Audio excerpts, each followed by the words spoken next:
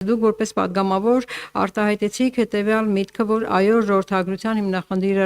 լուծման անհրաժեշտ հիմնախնդիր է եւ մենք պետք է հասկանանք, որ դրա համար կարեւոր ուղղությունը ներգաղթը եւ մենք պետք է հասկանանք, որ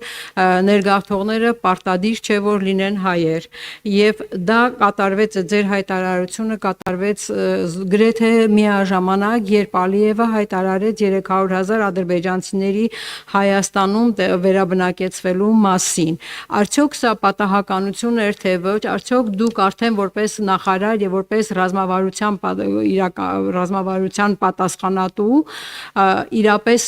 գտնում եք, որ Ալիևը ճիշտ է, Ալիևի պահանջը 300,000 ադրբեջանցիների վերաբնակեցման պահանջը ճիշտ է, եթե այո, ինչ հիմնավորմամբ, եթե ոչ, ինչու չեք որևէ կերպ բարձրաձայնում, որ նման պահանջ հնչեցնելը առնվազն սխալ է։ Տիկին Գյուրեղյան, ինչքան էլ ուզեք, որ Ալիևի պահանջները կատարվեն, չեն կատարվելու։ Ինչքան ուզեք, ինչքան ուզում ա բարձրաձայնեք Ալիևի պահանջների մասին, տարբեր։ Այս պահանջի, մյուս պահանջի,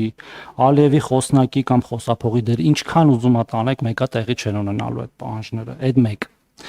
Եվ կարող եք պարզապես պրեսայի մամուլի մոնիտորինգ անել եւ տեսնել, թե Ալիևի պահանջների մասին Հայաստանի Հանրապետություն ով է խոսում։